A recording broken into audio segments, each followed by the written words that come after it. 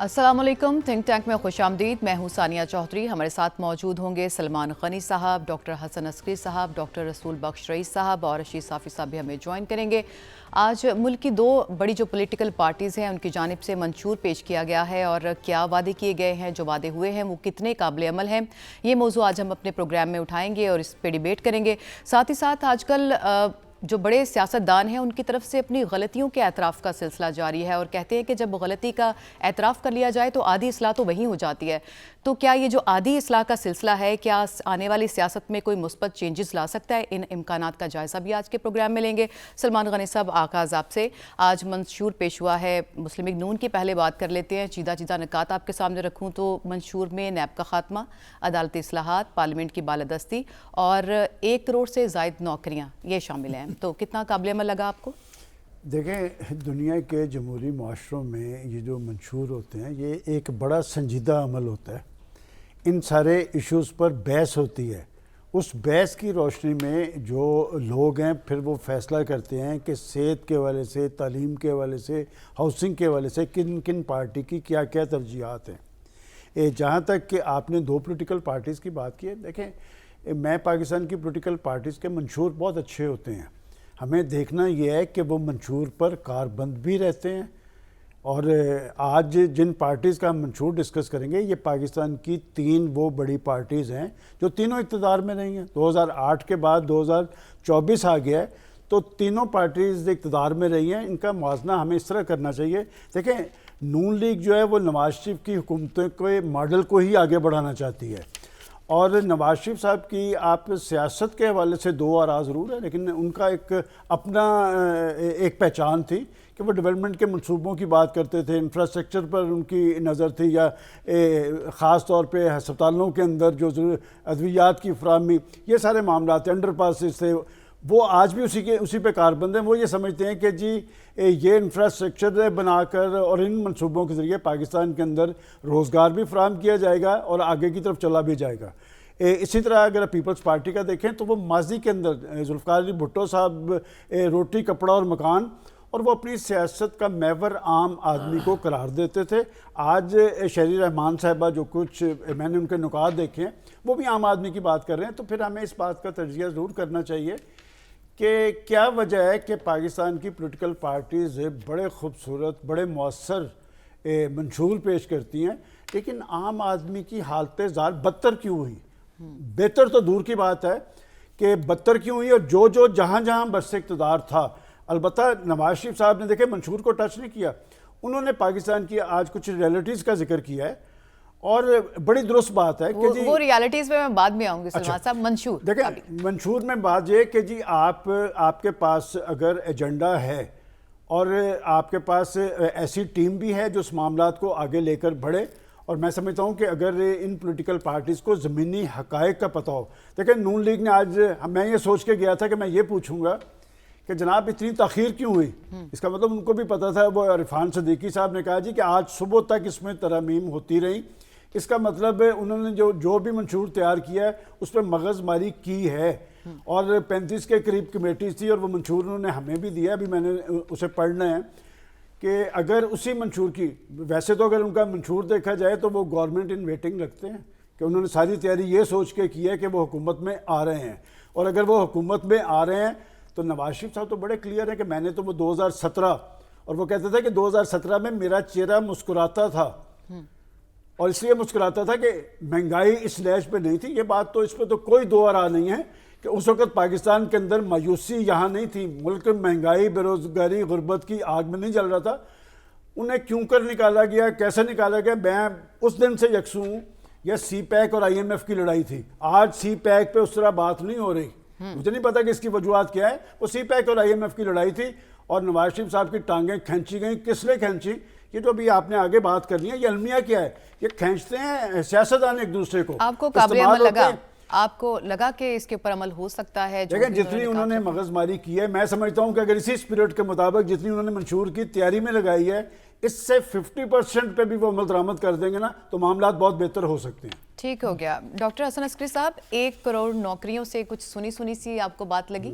گزشتہ حکومت میں بھی کچھ اسی قسم کی گفتگو ہم سنتے تھے, اور پھر اب پیپلز پارٹی کی بات کریں تو 300 یونٹ تک وہ مفت بجلی کی بات کریں. آپ کو لگتا ہے کہ اس کو, آپ کو لگتا ہے کہ یہ ہو سکتا ہے, قابل عمل ہیں یہ چیزیں؟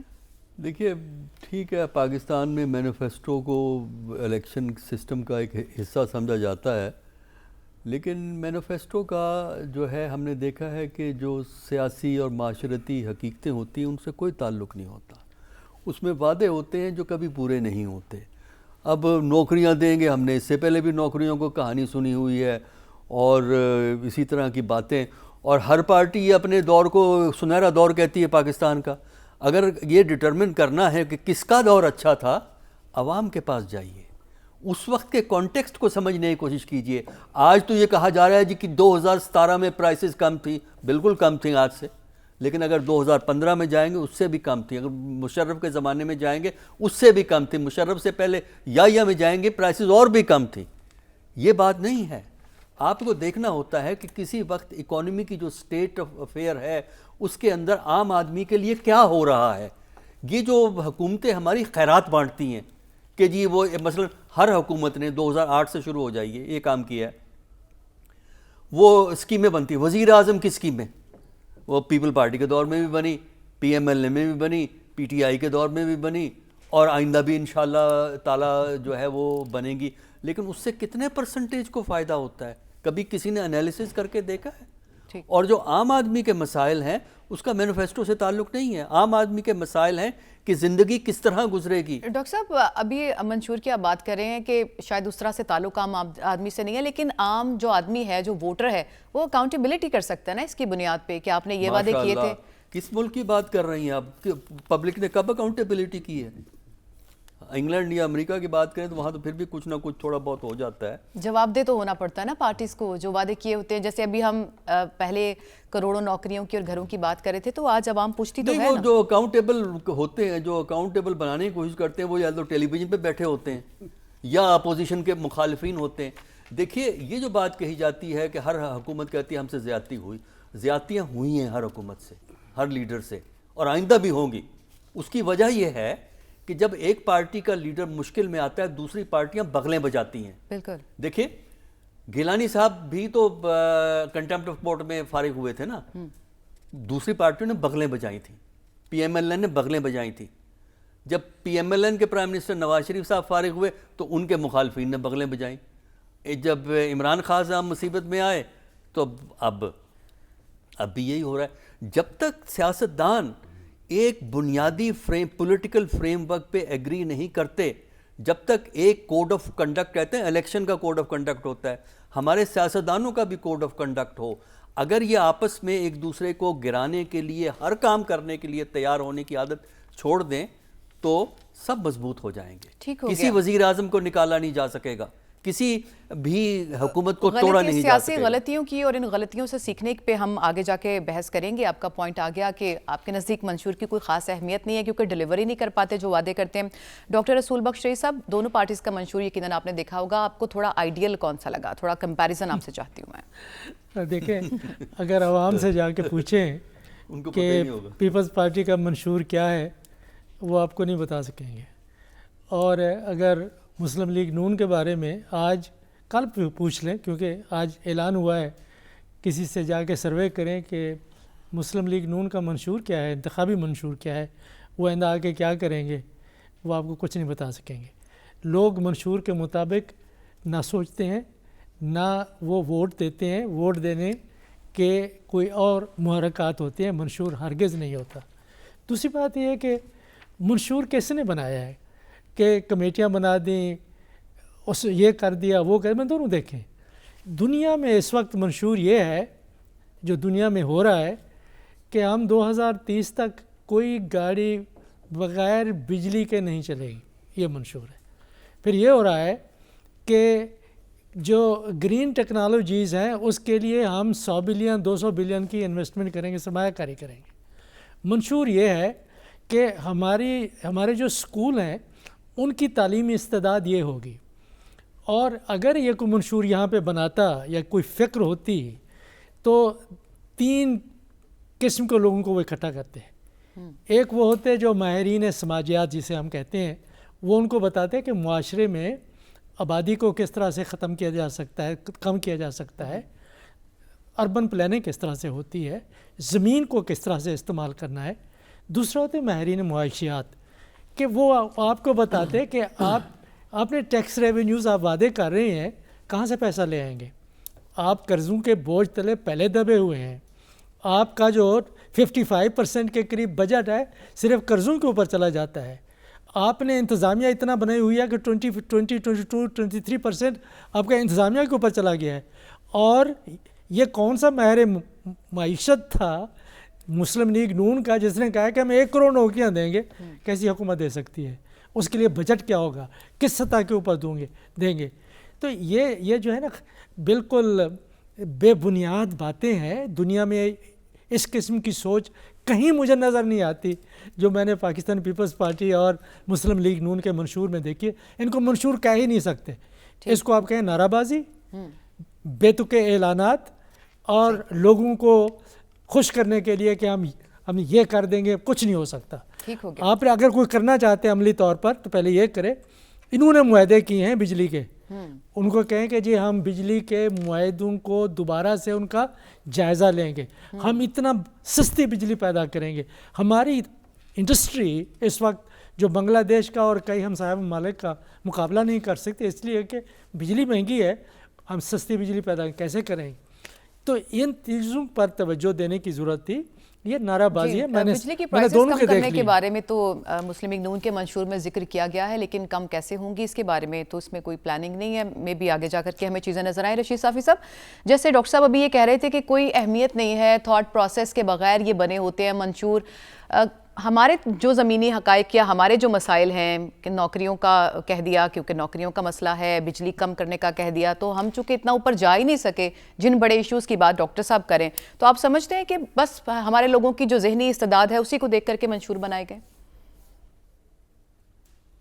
सानिया, मैं तो डॉक्टर साहब के तजुर्बे और तज्ज़िये को चैलेंज नहीं कर सकता। इल्म की वो बुलंदी पे है, मुझसे बहुत आगे है। लेकिन अगर आप मुझसे मुस्लिम लीग नून का जो मंशूर है उसके मसवदे के बारे में पूछेंगी तो उसमें अल्फाज की खूब फनकारी की गई है। वो अल्फाज से लबरेज़ एक अच्छी सबसे बेहतर दस्तावेज़ अभी तक जितनी भी सियासी जमातों ने हमारे सामने रखी है उसमें सबसे बेहतर फ़नकारी और सबसे बेहतर अल्फाज का चुनाव किया गया है।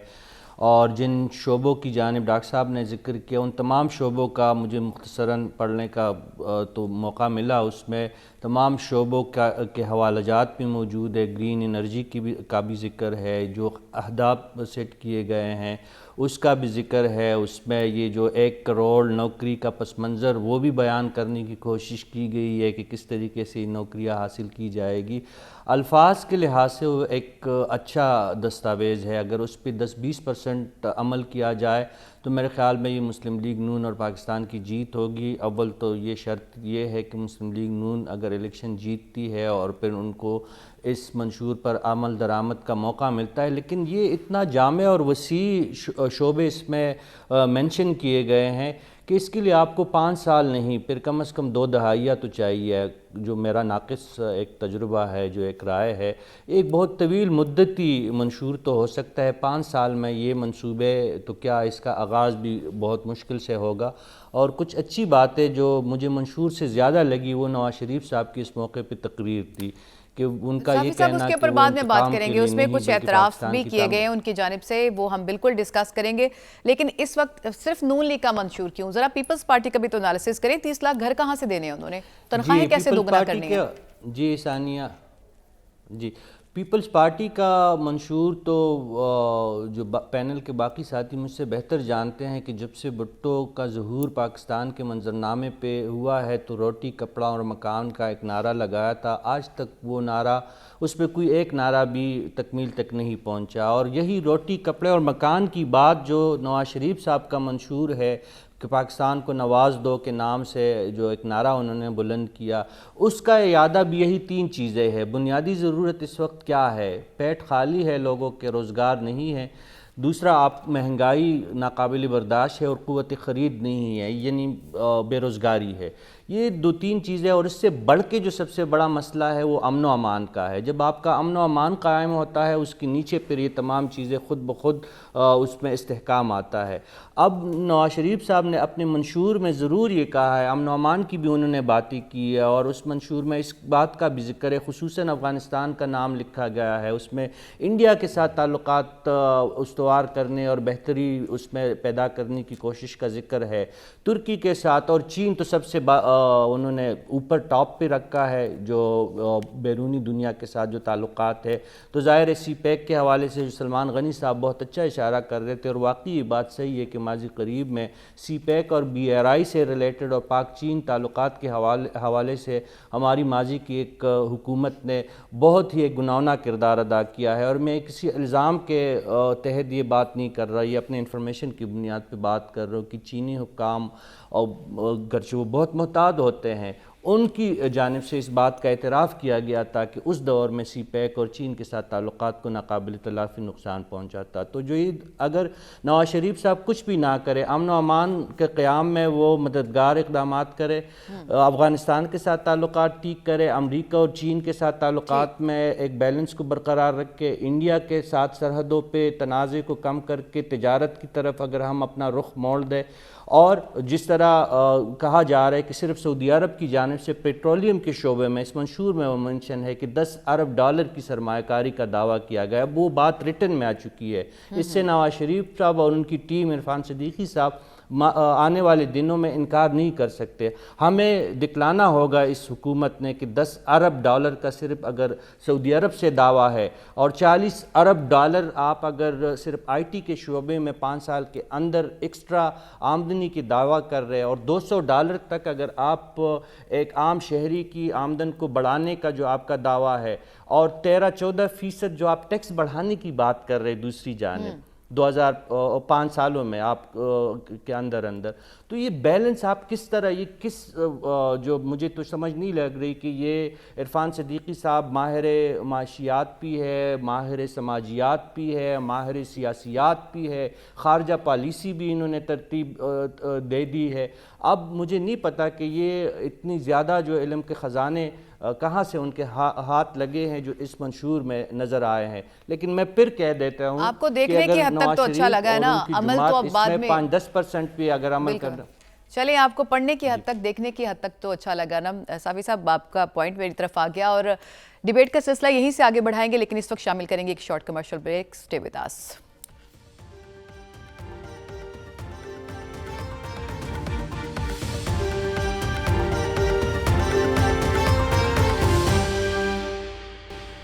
Welcome back. تو آج کل جو کافی سیاسی رہنما ایسے ہیں جو اپنی غلطیوں کا اعتراف کرتے نظر آ رہے ہیں. سلمان صاحب، آج کچھ اعتراف نواز شریف صاحب نے بھی کیے جو ان کی منشور پیش کرنے کی تقریب تھی اس میں، اور انہوں نے کہا کہ 2013 میں اگر مولانا فضل الرحمان کی بات مان لیتا تو زیادہ بہتر تھا.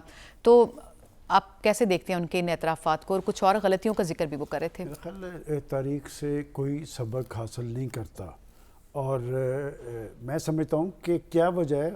قوم کو بھی یہ بات سمجھنی چاہیے کہ ہمارا ہر الیکشن میں ایک پرائم منسٹر غائب ہوتا ہے. کہ 2018 میں نواز شریف صاحب جیل کے اندر تھے، وہ غائب تھے الیکشن سے. اس دفعہ عمران خان صاحب ہیں، ماضی کے اندر یوسف رضا گیلانی صاحب ہیں. اس کا مطلب سبق کسی نے حاصل نہیں کیا، اور جس جمہوریت کے اندر ڈائلاگ نہیں ہے. آج نواز شریف صاحب نے ایک بات بڑی اچھی کہی. انہوں نے کہا کہ ماضی کے اندر جب پیپلز پارٹی کی گورنمنٹ تھے، انہوں نے حوالہ دیا ایک جرنلسٹ کا. انہوں نے کہا مجھے ٹیلی فون کر کے کہتا رہا کہ آپ لانگ مارچ کیوں نہیں کر رہے. تو انہوں نے کہا کہ ہم نے لانگ مارچ نہیں کرنا، اور یہ نواز شریف کا کریڈٹ ہے. میں ذاتی طور پہ جانتا ہوں کہ فضل الرحمان صاحب 2013 کے الیکشن میں ان کے پاس گئے، اور 3 ان کے پاس زیادہ اراکین تھے. انہوں نے کہا جی کہ ہم مل کے گورنمنٹ بنا سکتے ہیں. انہوں نے کہا ایک صریتی پارٹی عمران خان کی ہے اور یہ اس کا حق ہے. لیکن الٹ یہ دیکھ لے کہ 2018 کے یہاں پر پنجاب میں ایک صریتی پارٹی وہ تھی. لیکن اس کے بعد کا میں بتاتا ہوں جو انہوں نے نہیں بتایا. اس کے بعد پھر وہ فضل الرحمان صاحب کچھ اراکین کو لے کے پرائم منسٹر ہاؤس آئے کہ یہ اراکین بھی چھوڑنا چاہتے ہیں. تو نواز شریف صاحب نے کہا کہ نہیں، آپ ان کی گورنمنٹ چلنے دیں. وہ کہتے ہیں اب میں سوچتا ہوں کبھی کہ کیا یہ میری غلطی تھی. میرا خیال ہے یہاں سے پتہ چلتا ہے کہ کس کس کا طرز عمل سیاسی ہے یا جمہوری ہے. اور بات یہ کہ جب تک یہ مل کے نہیں بیٹھیں گے یہ دائروں کا سفر جاری رہے گا, اور اس دائروں کے سفر کے مضر اثرات پاکستان پر ہوں گے, پاکستان کی معیشت پہ ہوں گے, اور پاکستان کے عوام پر ہوں گے. میں سمجھتا ہوں کہ نوشتہ دیوار پڑھنا چاہیے. پاکستان جمہوری سٹرگل کے نتیجے میں بنا تھا, اور پاکستان کی بقا اور سلامتی کا دار و مدار بھی جمہوریت پر ہے. جب تک پاکستان کی سیاسی لیڈرشپ جمہوری طرز عمل اختیار نہیں کرے گی, یہ گالی گلوچ, یہ الزام تراشیوں کا سلسلہ, ان میں ان کی عزت و تکریم نہیں رہی. ماضی کے اندر آپ دیکھیں کہ ذوالفقار علی بھٹو انڈیا جا رہے تھے تو اپوزیشن کی لیڈرشپ نے لاہور ایئرپورٹ سے انہیں الوداع کہا تھا. اس کے بعد اے پی ایس کا واقعہ دیکھ لے, سی پیک کا عمل دیکھ لے, نواز شریف صاحب نے سب کو اکٹھا کیا تھا. مناظرہ کر لینا چاہیے. آخر کیا وجہ ہے کہ دیکھیں میں نہیں سمجھتا کسی بھی طبقے کے اندر جو اختلاف ہوتا ہے نا, یہ دنیا کے بڑے بڑے ملکوں نے بیٹھ کے اپنی چیزیں طے کر لی, یہاں پر ڈیڈ لاک ہے. یہ ایک خاص مائنڈ سیٹ ہے. ضمنی ایک سوال سلمان صاحب اجازت دیجئے کہ بلاول پھر بھٹو کا جو چیلنج ہے مناظرے کا وہ قبول کر لینا چاہیے نواز شریف کس صاحب؟ زبان میں کریں گے؟ اور میرا خیال ہے کہ میں نے کل بھی کہا تھا کہ اس پارٹی میں فیصلہ سازی کا اختیار آصف علی زرداری صاحب کو ہے, وہ خاموش ہیں. اور میں کہتا ہوں کہ بلاول صاحب اس طرح کے اعتراض کرنے کی بجائے جو کام نواز شریف صاحب اور بے نظیر بھٹو صاحبہ نے آپس میں کیا تھا نا, وہ چارٹر آف ڈیموکریسی, اور پھر اس کی اسپرٹ کو کس نے زائل کیا. میں یہ بھی کہتا ہوں کہ چارٹر آف ڈیموکریسی, مجھے یاد ہے کہ کاف لیگ کے سربراہ چودھری شجاعت حسین تھے اس وقت, وہ حکمران پارٹی تھی, انہوں نے کہا تھا کہ چارٹر بڑا درست ہوا ہے.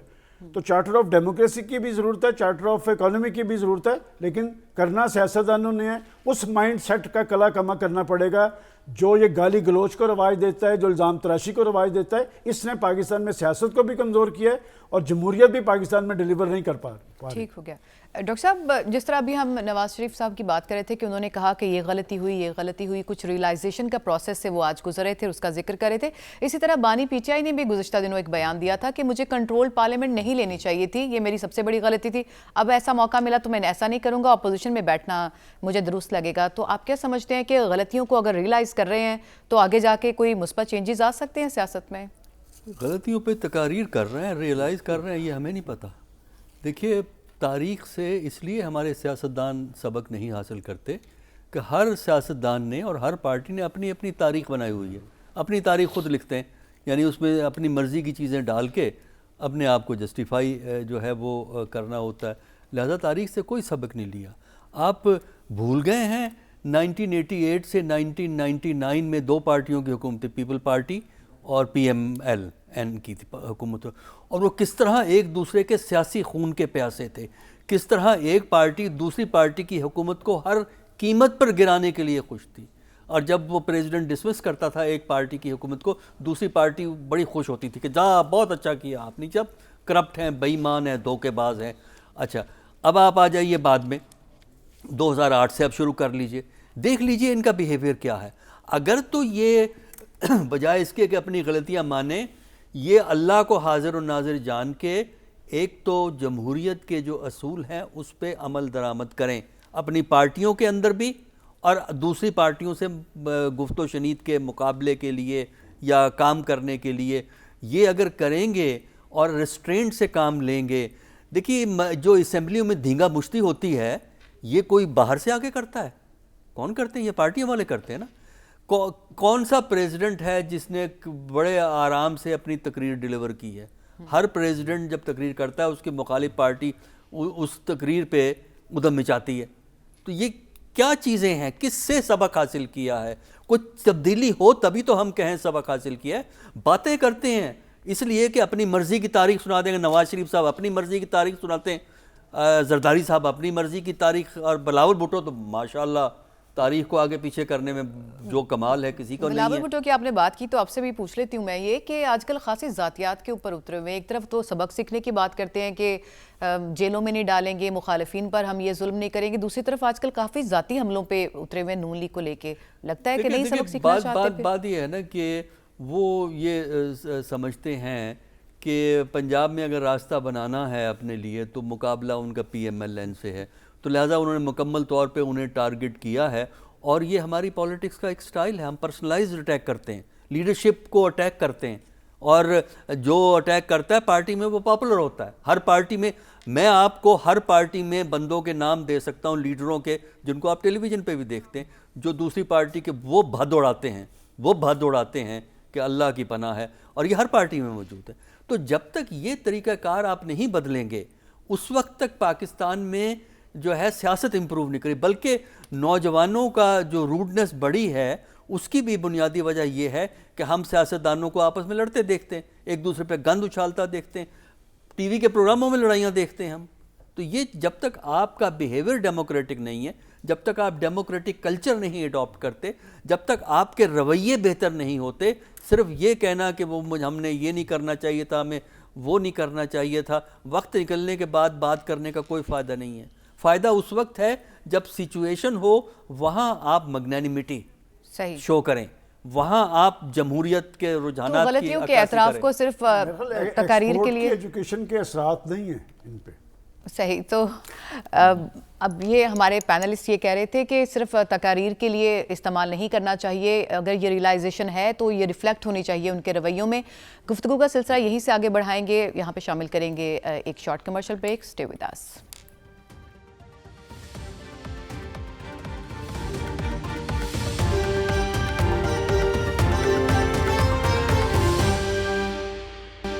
Welcome back. بریک پہ جانے سے پہلے ہم غلطیوں کے اعتراف کی بات کر رہے تھے. رسول بخش رئی صاحب, جیسے 2 لوگوں کا میں نے ذکر کیا کہ بانی پی ٹی آئی نے اپنی غلطی کا اعتراف کیا کہ کنٹرول پارلیمنٹ نہیں لینی چاہیے تھی, پھر نواز شریف صاحب نے ایک غلطی کا اعتراف کیا کہ 2013 میں فضل الرحمان کی بات مان لینی چاہیے تھی, مولانا فضل الرحمان صاحب کی, اور ایک اعتراف جو ہے وہ شہباز شریف صاحب کی طرف سے بھی کیا گیا. انہوں نے کہا کہ پتہ ہے ہمیں کہ ہماری مقبولیت کم ہوئی ہے, یعنی پی ڈی ایم والی گورنمنٹ ہمیں نہیں بنانی چاہیے تھی, سارا بوجھ خود پہ نہیں لینا چاہیے تھا. تو آپ سمجھتے ہیں یہ جو ریئلائزیشن ہو رہی ہے پولیٹیشنز میں, یہ آگے جا کے سیاست میں بہتری کا باعث بن سکتی ہے؟ مشکل ہے, میں اتنا زیادہ پر امید نہیں ہوں, لیکن یہ اچھی بات ہے کہ انہوں نے اپنی غلطیاں تسلیم کی ہیں. میرا خیال یہ ہے کہ شہباز شریف صاحب کا جو فیصلہ تھا 16 جماعتی حکومت بنانے کا, اس سے مسلم لیگ نون کو ناقابل تلافی نقصان پہنچا ہے. کس حد تک پہنچا ہے یہ تو انتخابات کے بعد پتہ چلے گا. اس سے جو میاں صاحب کا ایک بیانیہ تھا اس کو بھی کافی نقصان پہنچا, اور ظاہر ہے کہ اس کے بعد کے جو اثرات ہیں 16 جماعتوں کی حکومت کے, وہ ابھی تک قائم ہیں. یہ نہیں ہے کہ وہ ختم ہو گئے, حکومت ختم ہو گئی تو وہ بھی ختم ہو گئے. یہ اس کے دیکھیں گے کہ نتائج کیا نکلتے ہیں انتخابات کے. سیاسی غلطیاں یا سیاسی یہ فیصلے تھے کہ ہمیں کرنے چاہیے یا نہیں کرنے چاہیے. اصلی جو غلطیاں ہیں وہ کچھ مختلف قسم کی ہیں کہ کیا انہوں نے جو انرجی کے معاہدات کیے کیا ان کو وہ کرنے چاہیے تھے اس کنڈیشنز پہ جن پر کہ انہوں نے کیے, جس سے کہ پاکستان کی معیشت اور عام آدمی آج تک نقصان اٹھا رہا ہے.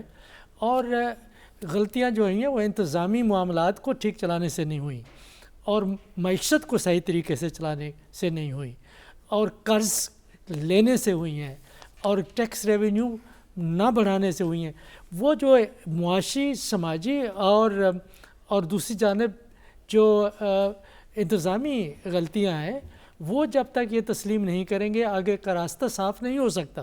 کہ سیاسی طور پر تو جو معروضی حالات ہوں گے, ہر سیاسی جماعت چاہتی ہے کہ وہ اقتدار میں رہے, اور ہر سیاسی جماعت چاہتی ہے کہ اگر ضرورت پڑتی ہے کہ ایسے لوگوں سے اتحاد کیا جائے جن کے بارے میں ماضی میں ان کے منفی رجحانات رہے ہیں, تو اس سے وہ کوئی اعتراض نہیں کرتا, کہتے ٹھیک ہے حکومت بن رہی ہے. میاں صاحب کو دیکھیں انہوں نے کس قسم کے اتحادی رکھے, شہباز شریف صاحب کو دیکھیں یا عمران خان صاحب کو دیکھیں, سب نے کیے ہیں. معاملات مختلف ہیں. میں سمجھتا ہوں کہ معاملات ضلع کی سطح پہ ہیں, تحصیل کی سطح پہ ہیں, تعلیم کے ہیں, صحت کے ہیں, صفائی کے ہیں, ریونیوز کو بڑھانے کے ہیں. اور منشور میں دیکھیں کہ ایسے ہی بات کر دی کہ آبادی کو کم کرنے کے لیے اقدامات کے بارے میں سوچیں گے.